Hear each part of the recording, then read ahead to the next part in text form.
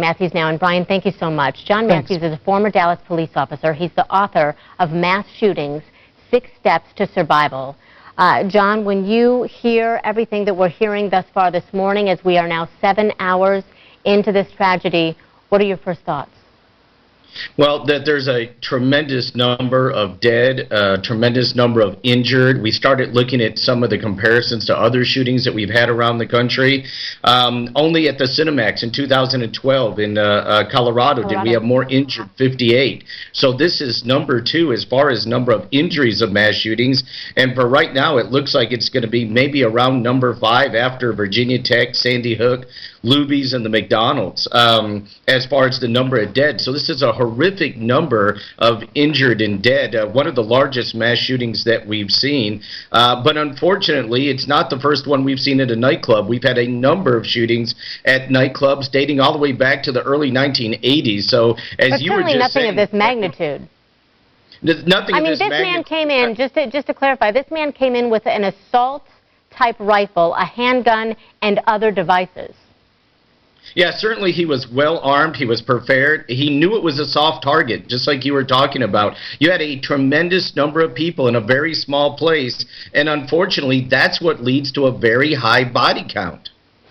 So when you, since you've written this book, 6 Steps to Mass Shooting, six Steps to Survival, were you surprised, as many of our law enforcement analysts were, that it was a mass shooting that turned into a hostage situation at one point?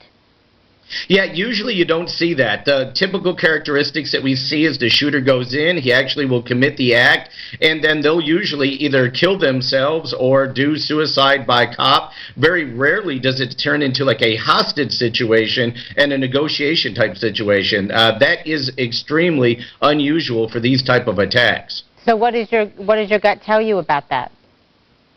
Well, I think that this is something that was well planned. I think the shooter had probably a primary target, is what I would imagine. He was going to look at a specific victim or set of victims.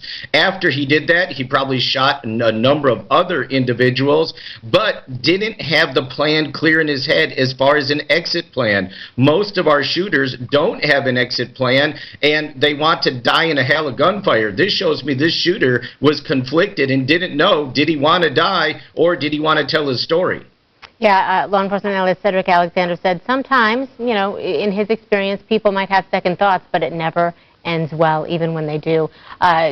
John Matthews, we appreciate it so much, and to all of you who have stayed with us this morning, we thank you for being here. Our thoughts and prayers to all of those folks in Orlando as they try to reconcile what has happened, and to the police officers and the authorities there who have done such a stellar job, as our law enforcement analysts have been saying all morning. Do stay with us.